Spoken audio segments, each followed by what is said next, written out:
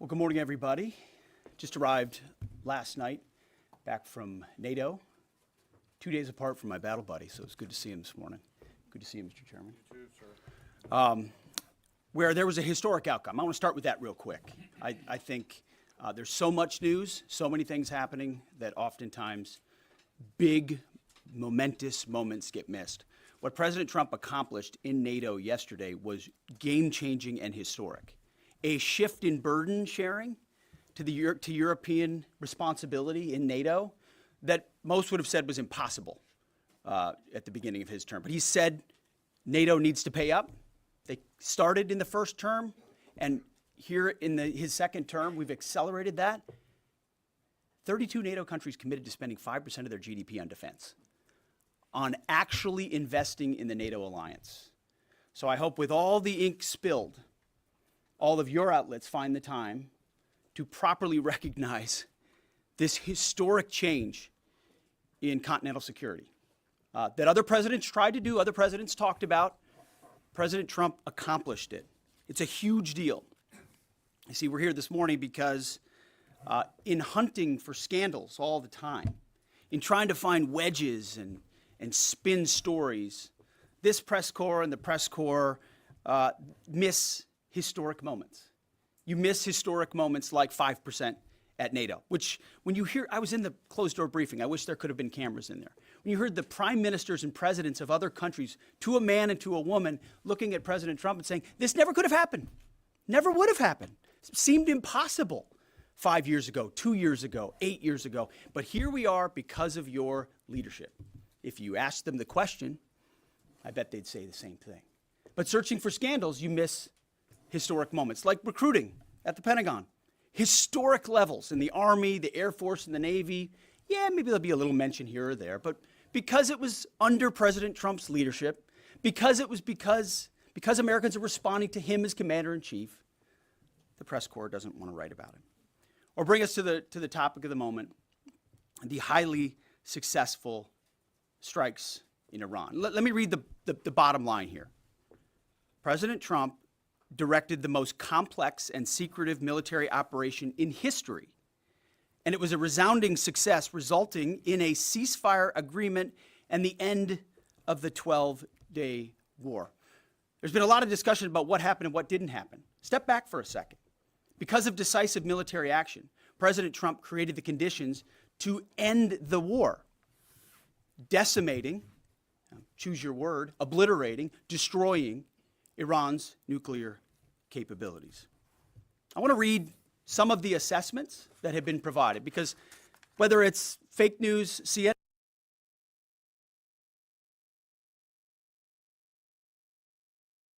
preliminary assessment, I've had a chance to read it. Every outlet has breathlessly reported on a preliminary assessment from DIA. I'm looking at it right now. Again, it was preliminary, a day and a half after the actual strike, when it admits itself in writing that it requires weeks to accumulate the necessary data to make such an assessment. It's preliminary. It points out that it's not been coordinated with the intelligence community at all. There's low confidence in this particular report. It says in the report there are gaps in the information. It says in the report multiple linchpin assumptions are what this assessment, a linchpin assumption, you know what that is? That means your entire premise is predicated on a linchpin. If you're wrong, everything else is wrong.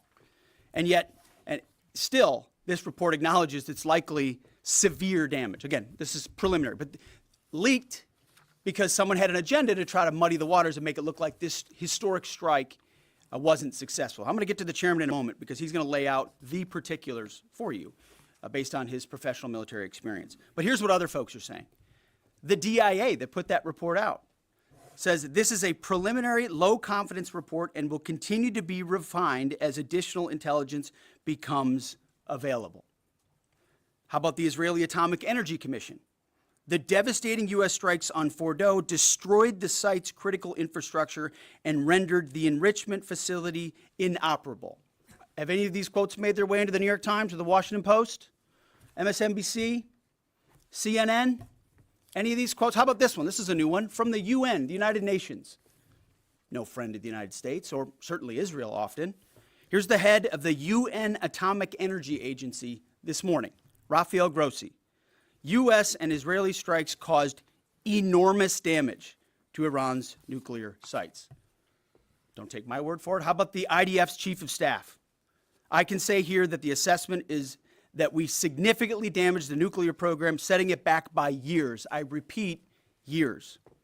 The Iranian foreign minister, the spokesman, our nuclear installations have been badly damaged, that's for sure. I'm sure that's an understatement. John Radcliffe, the director of the CIA, putting out a statement just last night. CIA can confirm that a body of credible intelligence indicates Iran's nuclear program has been severely damaged by recent targeted strikes. This includes new intelligence from a historically reliable, very different than preliminary assessment with low confidence. He's saying historically reliable and accurate source and method that several key Iranian nuclear facilities were destroyed and would have to be rebuilt over the course of years. CIA continues to collect additional reliably sourced information to keep appropriate decision makers fully informed. How about DNI Tulsi Gabbard yesterday? She writes, and I quote, "New intelligence confirms what POTUS has stated numerous times. Iran's nuclear facilities have been destroyed." Institute for Science and International Security President David Albright, overall, Israel and U.S. attacks have effectively destroyed Iran's centrifuge enrichment program. Time and time again, I can go down the list, those that understand, those that see, those that do proper assessments recognize that what the United States military did was historic. And again, before I pass it to the chairman,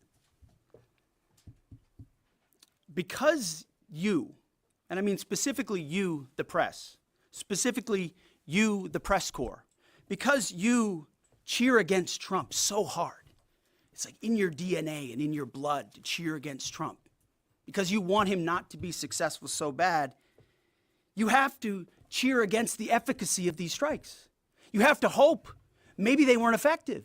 Maybe the way the Trump administration has represented them isn't true. So let's take half-truths, spun information, leaked information, and then spin it in every way we can to try to cause doubt and manipulate the public mind over whether or not our brave pilots were successful. How many stories have been written about how hard it is to, I don't know, fly a plane for 36 hours? Has MSNBC done that story? Has Fox? Have we done the story how hard that is?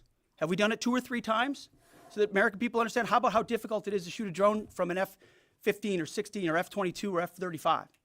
Or what it's like to man a Patriot battery? Or how hard it is to refuel midair, giving the American people an understanding of how complex and sophisticated this mission really was.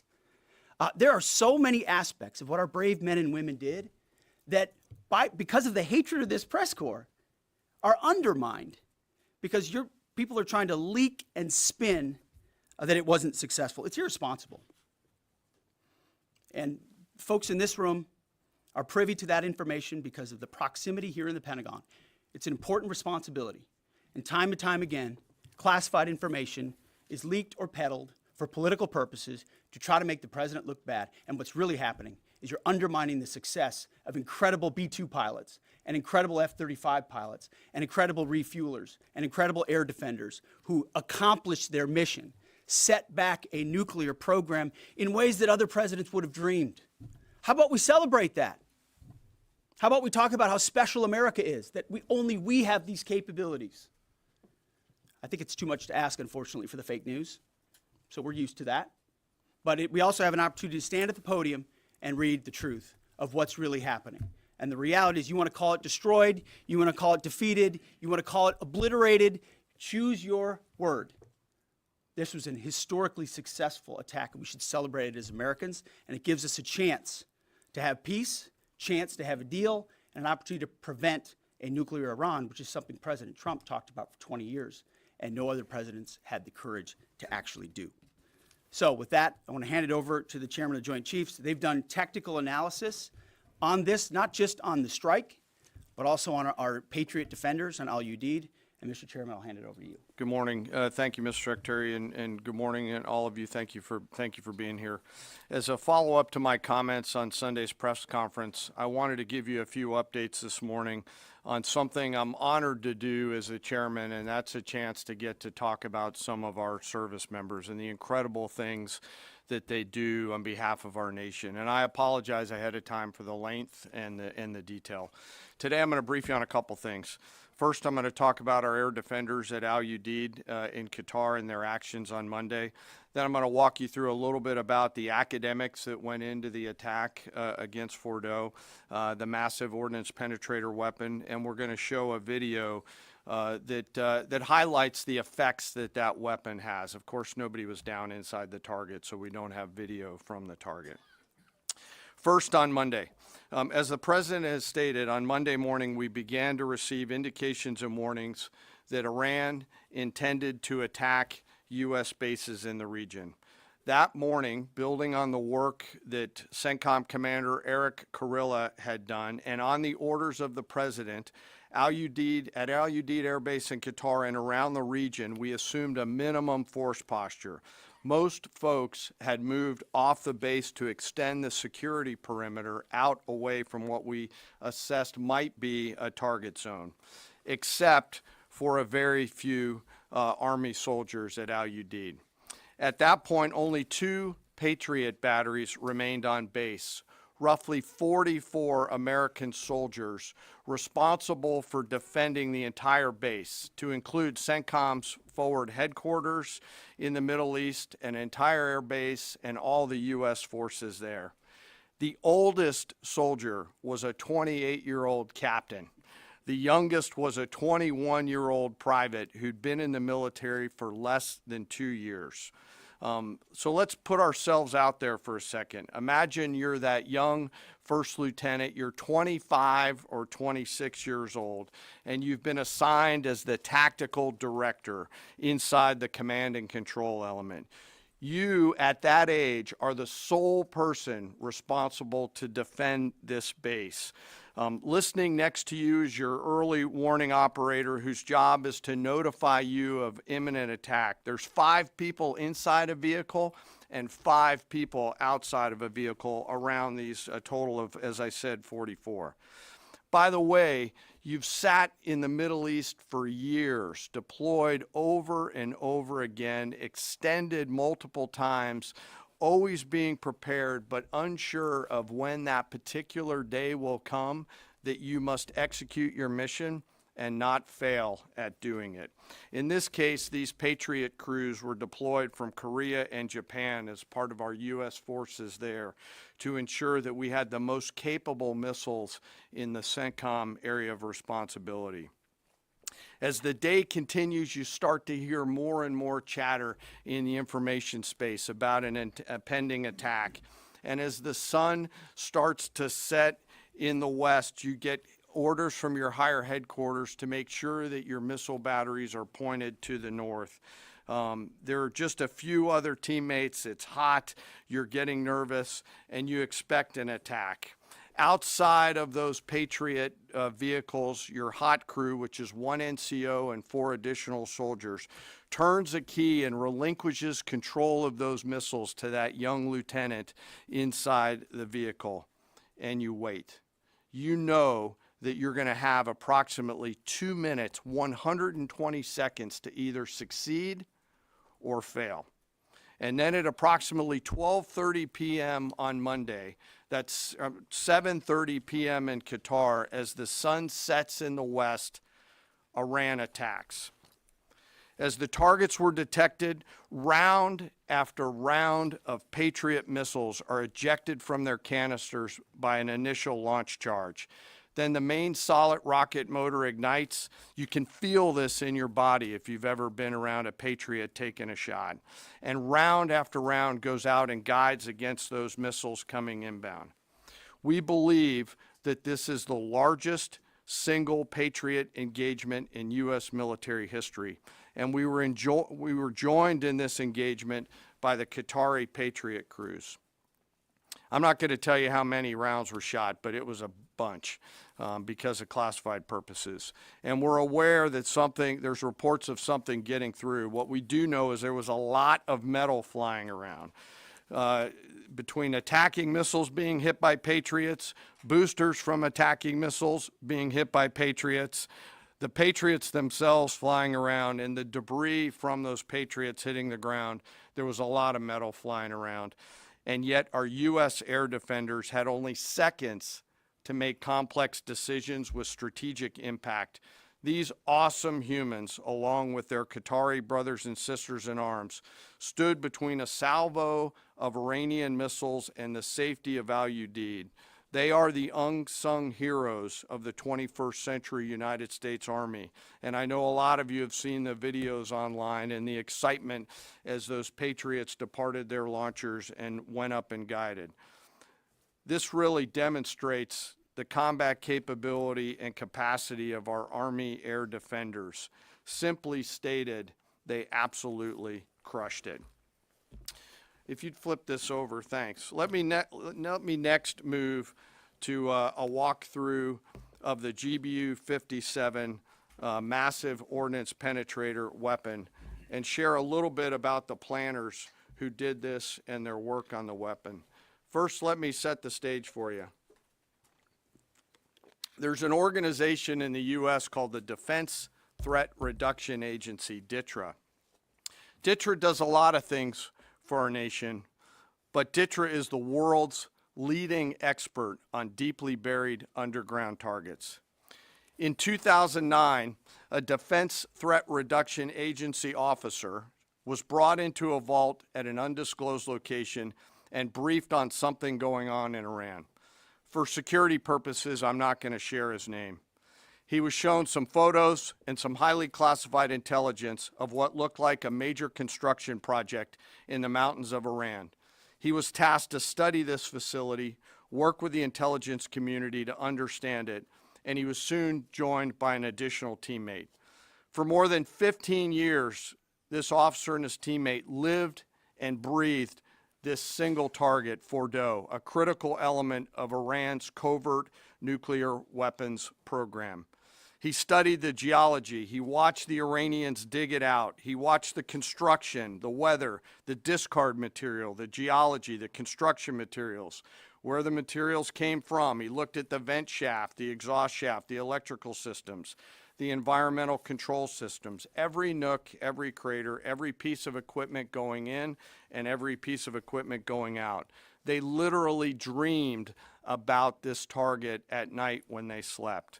They thought about it driving back and forth to work, and they knew from the very first days what this was for. You do not build a multi-layered underground bunker complex with centrifuges and other equipment in a mountain for any peaceful purpose.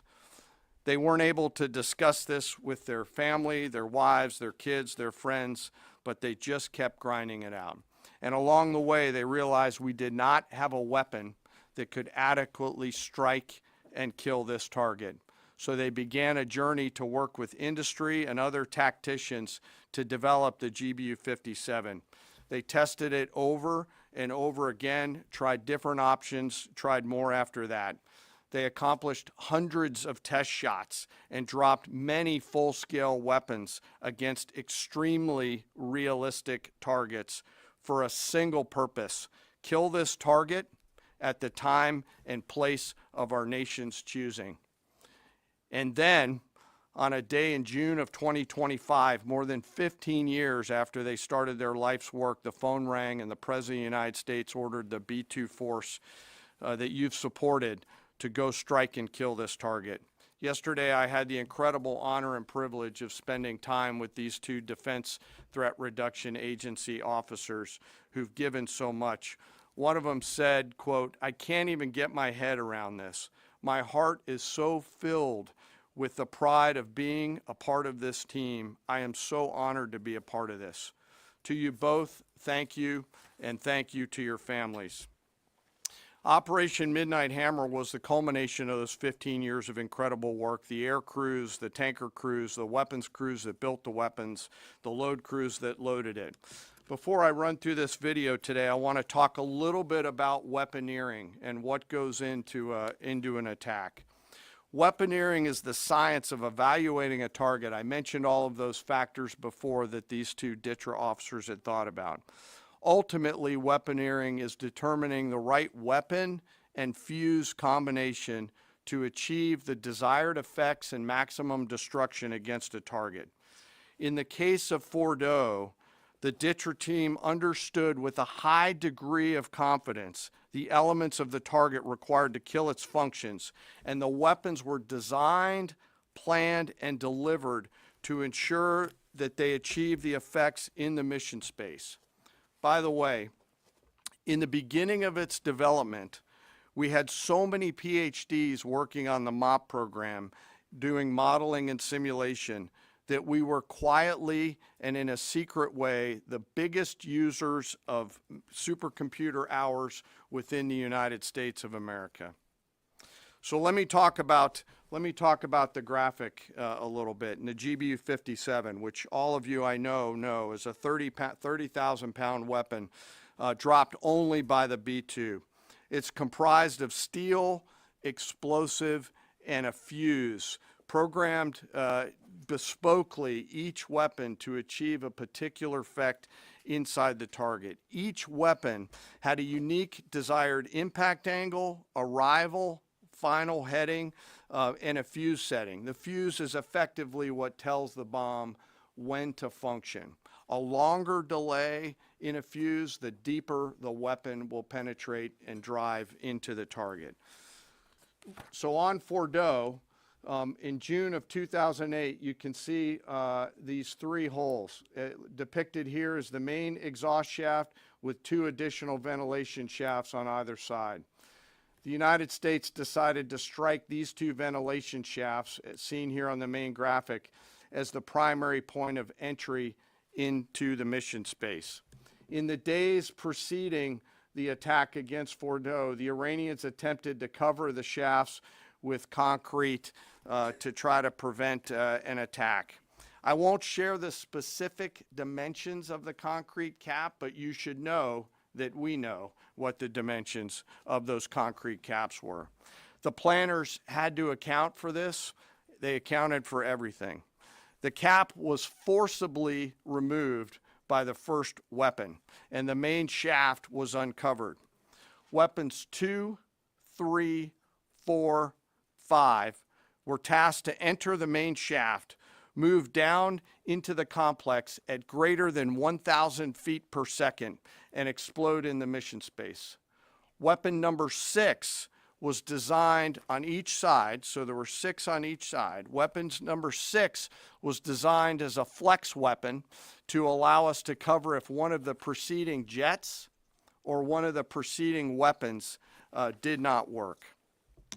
The video I'm about to show you is a culmination of over 15 years of development and testing. As I said, hundreds of test shots on various models. This is one weapon. So if you take a view of this as 5 additionals, you'll get a sense of what this looks like. Hopefully you can see it and there's not too much reflection. Tom runs our videos out there. We'll run it at full speed so you can see it and then go back through it. Go ahead, Tom.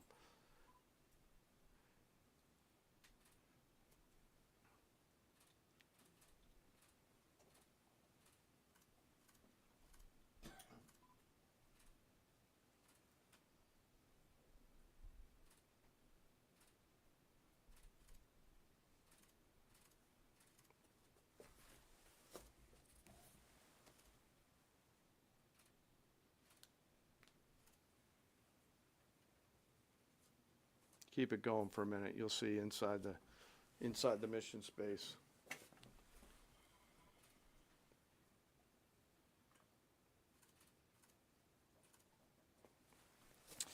Unlike a normal surface bomb, you won't see an impact crater because they're designed to deeply bury and then function. I know there's been a lot of questions about that.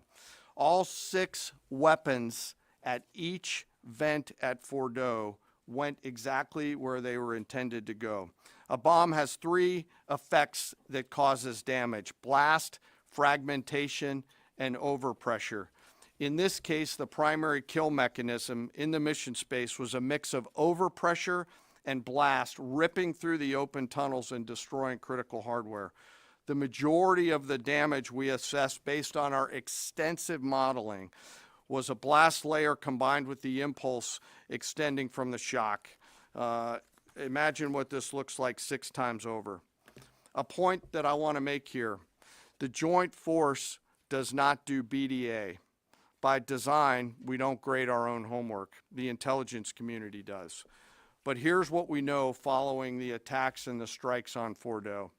First, that the weapons were built, tested, and loaded properly. 2, the weapons were released on speed and on parameters. 3, the weapons all guided to their intended targets and to their intended aim points.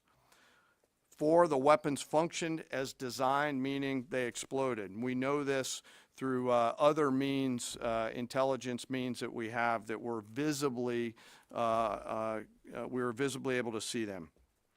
And we know that the trailing jets saw the first weapons function, and the pilots stated, quote, "This was the brightest explosion that I've ever seen. It literally looked like daylight."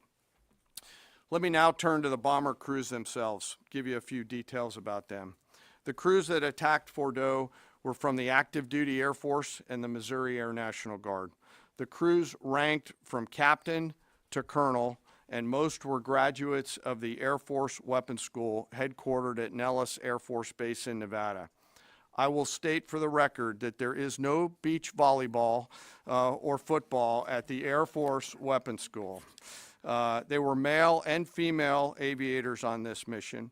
And a crew member told me when I talked to them on video the other day that this felt like the Super Bowl, the thousands of scientists, airmen, and maintainers all coming together. One last story about people. When the crews went to work on Friday, they kissed their loved ones goodbye, not knowing when or if they'd be home. Late on Saturday night, their families became aware of what was happening. And on Sunday, when those jets returned from Whiteman, their families were there. Flags flying and tears flowing. I have chills literally talking about this. The jets rejoined into a formation of 4 airplanes followed by a formation of 3 and came up overhead Whiteman proudly in the traffic pattern, pitching out to land right over the base and landing to the incredible cheers of their families who sacrifice and serve right alongside their family members. Like I said, there were a lot of flags and a lot of tears. One commander told me this is a moment in the lives of our families that they will never forget. That, my friends, is what America's Joint Force does. We think, we develop, we train, we rehearse, we test, we evaluate every single day. And when the call comes to deliver, we do so. I could not be more proud standing up here today of our Joint Force. I'm filled with gratitude that I get to tell their story. And as we stand here right now, our forces remain on a high state of readiness in the region, prepared to defend themselves. And one last thing, our adversaries around the world should know that there are other DTRA team members out there studying targets for the same amount of time, and will continue to do so. Thank you very much. I apologize for the length. I look forward to your questions. Thank you, Mr. Chairman. I would just thank you, by the way, for that extensive work, the lay down. I mean, even, do you have that laser pointer? Okay. Yes, sir. Thank you, squaring me away as always. I mean, even in just the public reporting, if you see the post-strike shaft of the 3 holes, the vast majority, and fairly so, the vast majority of speculation has been, those are the 3 strike points. When in actuality, what you realize is these are the vents, these are the caps, the first munition took the cap off, and the other 5 went down the center hole, which if you're planning the target, you would want it to be the direct one going to the bottom. These are the types of things that go into the planning for a strike that the Pentagon would not expect the press corps, the American people, to initially understand. So laying this information out is helpful. But it's also why we ask for a beat for a moment, for a day or two, the opportunity to tell that story, because as the chairman said, these men and women that did this mission, they just want to do their job. They're not expecting their story to be told. They're not expecting the glory. They are grateful for the flags and the hugs of family. That's why they do the job. But they also know they were a part of something historic. We know how historic it was. The chairman does. I know. Our staffs know. And so that's why we are, and the President of the United States knows. And that's why it's almost personal when we see the way in which leaks are used to try to disparage the outcome or muddy the waters about the impact of what happened without being responsible with information and allowing the professionals to assess and provide that information just like the chairman did. So thank you, Mr. Chairman, for that information. And we welcome a few additional questions. Yes, sir. General, on Sunday you said final battle damage will take some time. And you also said, I think BDA is still pending, and it would be way too early for me to comment on what may or may not still be there at the nuclear facility. So that was just over 3 days ago. So what has changed? Would you use the term obliterated as well? Sure, like I said, we don't do BDA. I'll refer that to the intelligence community, and, When you're talking with them, I mean, what changed in the past 3 days that make you, so, you know? sir, I think I think I explained what changed. There was a great deal of irresponsible reporting based on leaks, preliminary information in low confidence. Again, when someone leaks something, they do it with an agenda. And when you leak a portion of an intelligence assessment, but just a little portion that makes it seem like maybe the strike wasn't effective, then you start a news cycle, whether it's the Washington Post or Fox News or CNN or MSNBC, you start a news cycle that starts to call into question the efficacy. No, that's why. So you bring the chairman here, who's not involved in politics. He didn't do politics. That's my lane to understand and translate and talk about those types of things. So I can use the word obliterated. He could use defeat, destroyed, assess, all of those things. But ultimately, we're here to clarify what these weapons are capable of, which anyone with, two eyes, some ears, and a brain can recognize that kind of firepower with that specificity at that location and others is going to have a devastating effect. So we all recognize there will be days and weeks ahead. That's why yesterday I said, if you want to know what's going on at Fort O, you better go there and get a big shovel, because no one's under there right now. No one's under there able to assess, and everyone's using reflections of what they see. And that's why the Israelis, the Iranians, the IAEA, the UN, to a man and to a woman who recognize the capability of this weapon system are acknowledging how destructive it's been. So that's what's changed. Just 3 or 4 days later. What changed? See, this is a point. This is how difficult it is to actually manage. You just watched a video of what this weapon is capable of.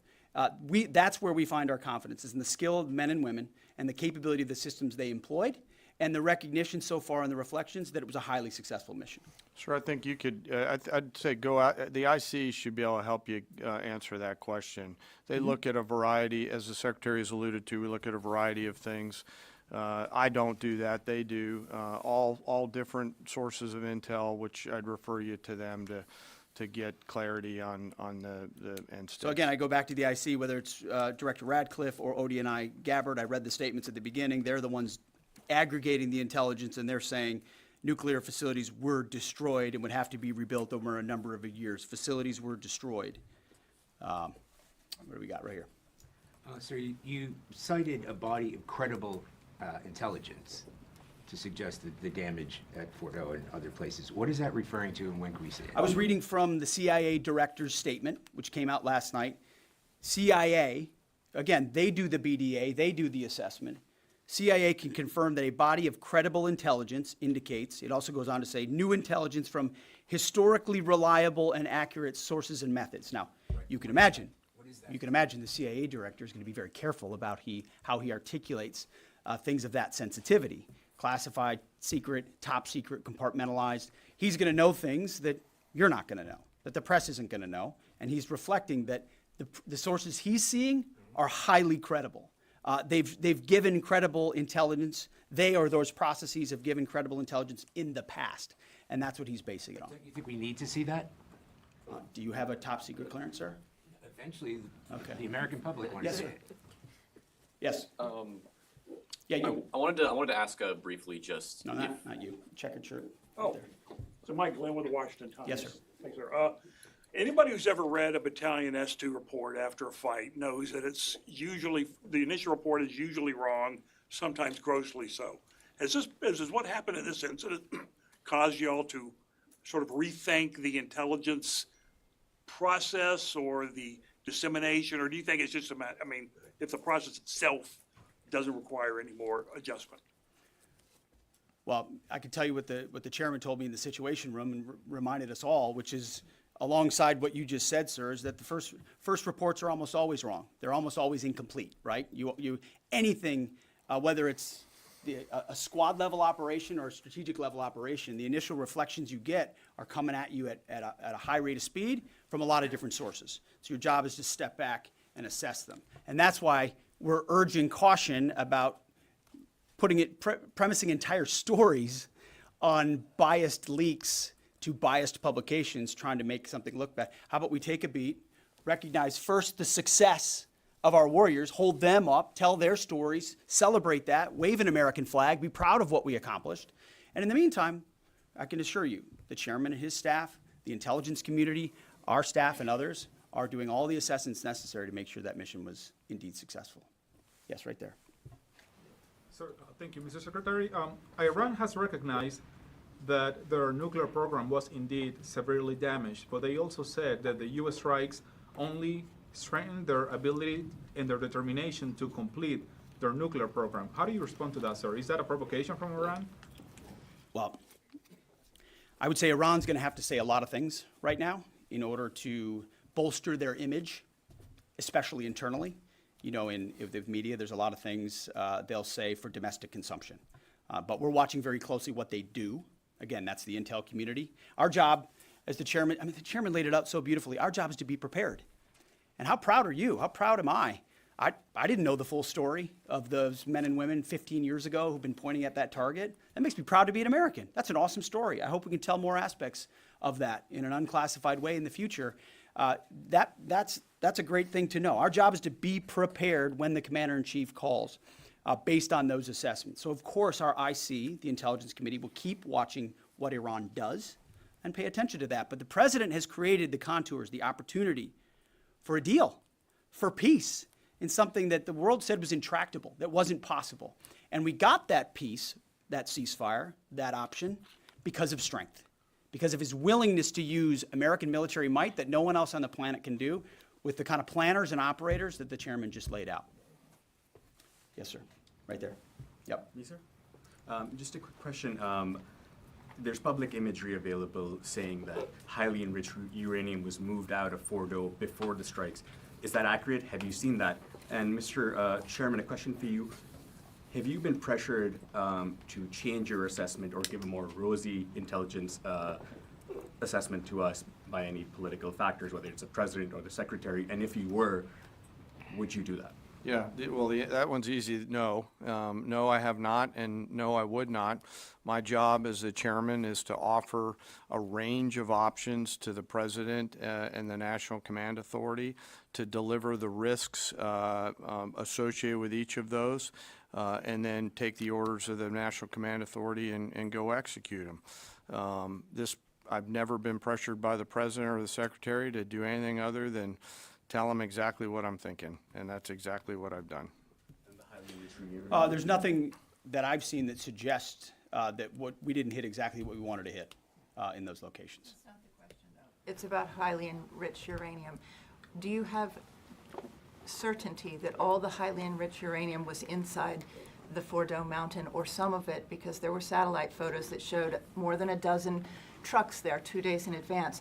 Are you certain none of that highly enriched uranium was moved? Of course, we're watching every single aspect, but Jennifer, you've been about the worst, the one who misrepresents the most intentionally what the president says. I'm familiar. I was the first to report about the ventilation shafts on Saturday night, and in fact, I was the first to describe the B-2 bombers, the refueling, the entire mission with great accuracy. So I take issue with that. I appreciate you acknowledging that this was the first the most successful mission based on operational security that this department has done since you've been here, and I appreciate that. So, Absolutely. we're looking at all aspects of intelligence and making sure we have a sense of what was where. Why not acknowledge the female pilots that also participated in this mission? The early messages that you sent out only congratulated the boys. So when I say something like our boys and bombers, see, this is the kind of thing the press does, right? Of course, the chairman mentioned a female bomber pilot. That's fantastic. She's fantastic. She's a hero. I want more female bomber pilots. I hope the men and women of our country sign up to do such brave and audacious things.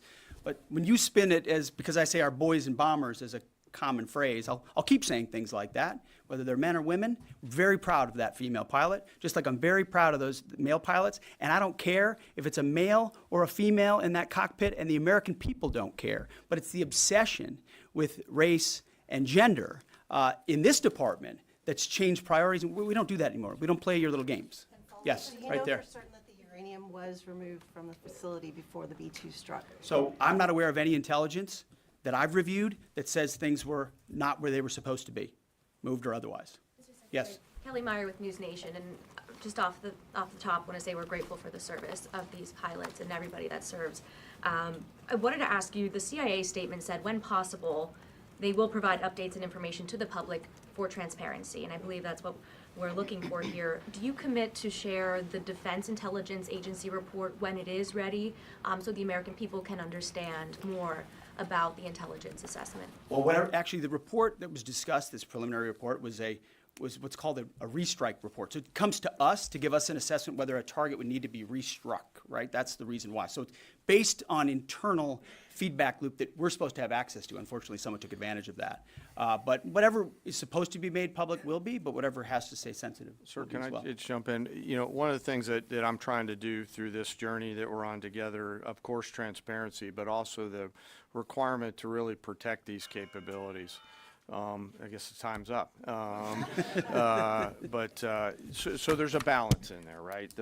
We do need to preserve options should the nation and the joint force be tasked to go do something again. So I'm confident we'll find the middle ground, but there are some things that if asked, I'd want to not release related to. So we're going to leave it right there. I want to thank the heroism of our men and women in the military. What they accomplished is truly historic, setting back the Iranian nuclear program untold number of years. It was a devastating attack. We appreciate you covering it. Thank you very much, Mr. Chairman. Thank you. Talk a little bit more about your role, sir. You can close.